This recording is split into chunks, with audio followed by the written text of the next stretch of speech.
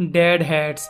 कहानी की शुरुआत में हमें बताया जाता है कि इस दुनिया में बहुत सारे लोग हैं और सबके लिए एक स्पेशल इंसान बनाया गया है जिसे ट्रू लव कहा जाता है। इसके बाद हमें एक लैब का सीन दिखाया जाता है जहाँ पर हम माइक नाम के एक आदमी को देखते हैं जिसकी कंडीशन काफी खराब दिख रही थी। इस दौरान ऐसा लग रहा था कि जैसे वो मर चुका हो। फिर वो लैब से निकलकर जंगल में पहुंचता है। वहां पर उसे एक केबिन दिखाई देती है। वो उसका दरवाजा नॉक करता है और तभी उसकी नजर वहां पर मौजूद एक और आदमी पर पड़ती है जो कि ज़ॉम्बी था, जिससे माइक उसे देखकर बहुत ही ज्यादा डर जाता है और जोर जोर से दरवाजा नॉक करने लगता है। इसीलिए घर का ओनर उसे ज़ॉम्बी समझकर गन से शूट कर देता है। लेकिन इसके बावजूद माइक अभी भी जिंदा था और उसे किसी भी तरह का दर्द महसूस नहीं हो रहा था, जिससे ये बात कंफर्म होती है कि वो सच में एक ज़ॉम्बी है।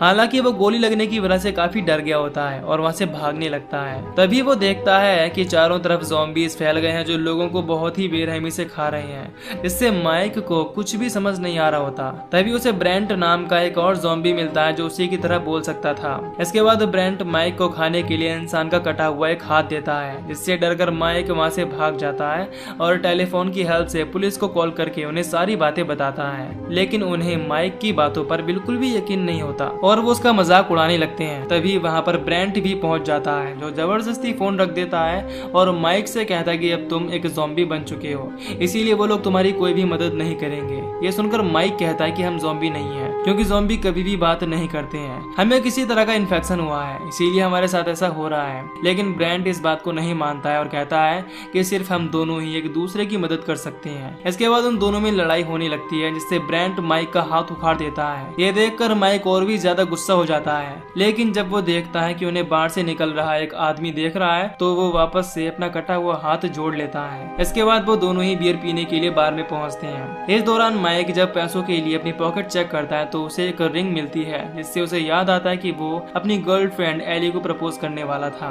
लेकिन उससे पहले ही वो मर गया।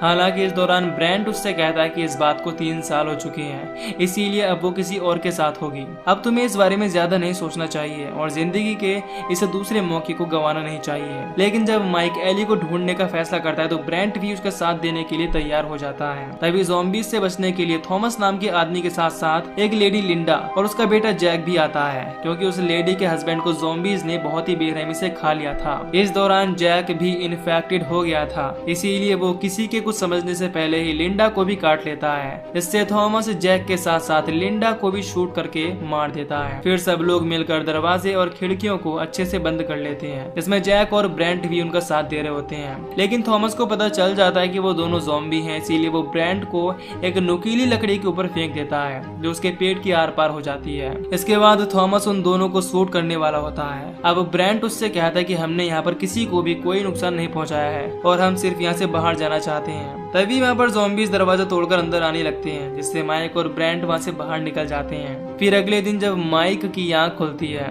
तो ब्रेंट उसे चीज नाम के एक ज़ॉम्बी से मिलाता है जो उनके साथ काफी खुश दिखाई दे रहा था। तभी उन लोगों को एक बूढ़ा आदमी क्लिफ मिलता है जो वहाँ से जा रहा था। इस दौरान वो उन लोगों को देखकर लिफ्ट के लिए पूछता है, जिसके लिए वो तैयार हो जाते हैं। दूसरी तरफ हम चार्ल्स नाम के एक आदमी को देखते हैं जो जेनटेक नाम की कंपनी का ओनर था। यहाँ पर हमें पता चलता है कि जेनटेक कंपनी ज़ॉम्बीज को खत्म करती है, इसी वजह से वो लोग उस बार में आए होते हैं जहाँ पिछली रात ज़ॉम्बीज ने अटैक किया था। इस दौरान चार्ल्स के आदमी उसके पास थॉमस को भी ले आते हैं और उसे शूट करने वाले होते हैं, लेकिन थॉमस उन सब पर अटैक कर देता है और उनसे गन छीनकर चार्ल्स पर अटैक कर रहे ज़ॉम्बी को गन से शूट कर देता है। ये देखकर थॉमस बहुत खुश होता है। इसके बाद हम क्लिफ को देखते हैं जो माइक और उसके साथियों के साथ जा रहा होता है। तभी हाईवे पर मौजूद गार्ड उसे रोक लेता है और क्योंकि वो गार्ड क्लिफ और बाकी लोगों को गाड़ी से उतरने के लिए कह रहा होता है, इसीलिए क्लिफ उस पर अटैक करके वहाँ से निकल जाता है। दूसरी तरफ हम देखते हैं कि चार्ल्स ने थॉमस को हंटर टीम का हेड बना दिया है, इसीलिए वो ज़ॉम्बीज को पकड़ने के लिए निकल पड़ता है। इधर माइक अपने सपने में देखता है कि एली भी अब एक ज़ॉम्बी बन चुकी है जो उसके दिल को निकालकर बहुत ही बेरहमी से खाने लगती है। इससे माइक की नींद खुल जाती है और वो देखता है कि क्लिफ सो रहा है और गाड़ी कोई और नहीं बल्कि चीज चला रहा है। इससे माइक चिल्लाने लगता है। ये देखकर चीज भी डर जाता है, जिससे उनकी गाड़ी का एक्सीडेंट होते होते बचता है।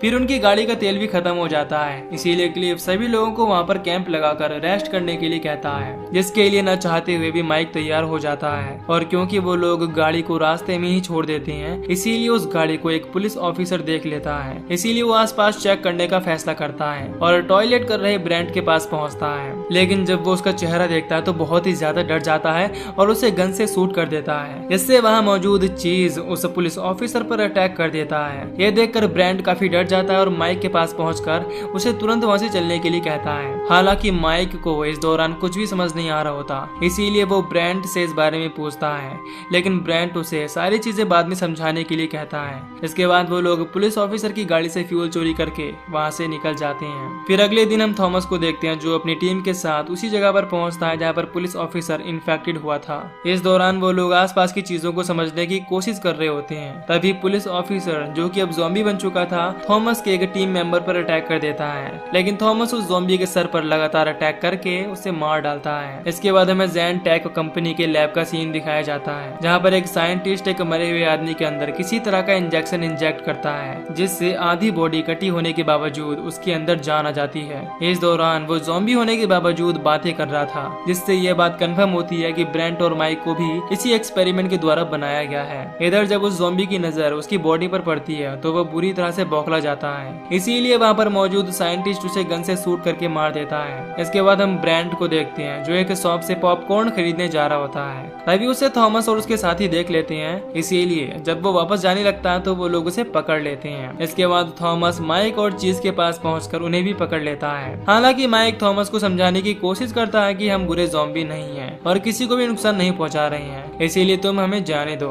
लेकिन थॉमस माइक के पैरों पर शूट करके उसे जमीन पर गिरा देता है। इससे चीज बहुत ही ज्यादा गुस्सा हो जाता है और थॉमस और उसके साथियों पर अटैक करके उन्हें बहुत ही बेरहमी से मारने लगता है। तभी ब्रेंट भी क्लिफ की हेल्प से खुद को आजाद करके थॉमस की वैन चोरी करके वहाँ पर आ जाता है और चीज और माइक को लेकर वहाँ से जाने लगता है। लेकिन इस दौरान माइक की पॉकेट में रखी हुई रिंग गिर जाती है, इसीलिए वो उसे लेने के लिए वैन से नीचे उतर जाता है। और क्योंकि अब भी थॉमस और उसके साथी माइक का पीछा कर रहे होते हैं, इसीलिए ब्रेंट माइक को बचाने के लिए चीज की आंतड़ियों को उसकी तरफ फेंक देता है। इसकी हेल्प से माइक वैन में चढ़ जाता है। इसके बाद हमें अगले दिन का सीन दिखाया जाता है, जहाँ पर माइक क्लिफ के पास पहुंचता है, जो समंदर के किनारे पर अपनी मरी हुई वाइफ की राख लेकर बैठा था। फिर जब माइक और उसके दोस्त क्लिफ से बात करने की कोशिश करते हैं तो उन्हें पता चलता है कि वो मर चुका है, जिससे उन्हें बहुत दुख होता है। फिर माइक क्लिफ की वाइफ की राख को समंदर में ही बहा देता है। इसके बाद माइक अपने दोस्तों के साथ अपने घर पहुंचता है और उसे याद आता है कि उसे किसी और ने नहीं बल्कि चार्ल्स ने ही गन से शूट करके मारा था। इस दौरान हमें ये भी पता चलता है कि चार्ल्स एली का डैड है। तभी वहाँ पर ज़ॉम्बी हंटर की टीम पहुंच जाती है, जो ब्रेंट को गन से शूट कर देती है, लेकिन इसके बावजूद वो लोग खिड़की की हेल्प से भाग जाते हैं। इसके बाद माइक ब्रेंट को एक पार्टी का इनविटेशन दिखाता है और कहता है कि मुझे पूरा भरोसा है कि एली भी वहाँ पर जरूर जाएगी। हालांकि इस दौरान ब्रेंट उसे समझाने की कोशिश करता है कि तुम्हें एली को भूल जाना चाहिए, क्योंकि शायद वो तुम्हें प्यार नहीं करती और साथ ही उसके डैड ने भी तुम्हें मार दिया था। लेकिन ये बात माइक को बिल्कुल भी पसंद नहीं आती, इसीलिए उन दोनों में बहस हो जाती है और वो दोनों अलग हो जाते हैं। इससे माइक चीज को भी ब्रेंट के साथ ही भेज देता है और अकेले ही पार्टी में पहुंचता है। लेकिन वो डर रहा होता है कि कहीं एली उसका चेहरा देखकर उसे मना न कर दे, इसीलिए वो चूहे का कॉस्ट्यूम पहनकर उसके पास जाने का फैसला करता है। दूसरी तरफ ज़ॉम्बी हंटर टीम ब्रेंट को पकड़ लेती है। इधर जब माइक एली से कॉस्ट्यूम पहनकर बात करता है तो वो काफी खुश होती है और उसके साथ डांस करने लगती है। इस दौरान माइक को एहसास होता है कि एली अब भी उससे प्यार करती है, लेकिन इससे पहले कि वो उसे इस बारे में बता पाता, वहाँ पर थॉमस पहुंच जाता है, जो उसे अपने साथ ले जाता है। फिर जब थॉमस और उसके साथी माइक और ब्रेंट को मारने वाले होते हैं, तभी उन पर चीज अटैक कर देता है और उन्हें बहुत ही बेरहमी से मारने लगता है। फिर जब वो थॉमस को काटने वाला होता है तो माइक और ब्रेंट उसे ऐसा करने से साफ मना कर देते हैं। तभी चीज का ध्यान भटकने की वजह से मौका पाकर एक ज़ॉम्बी हंटर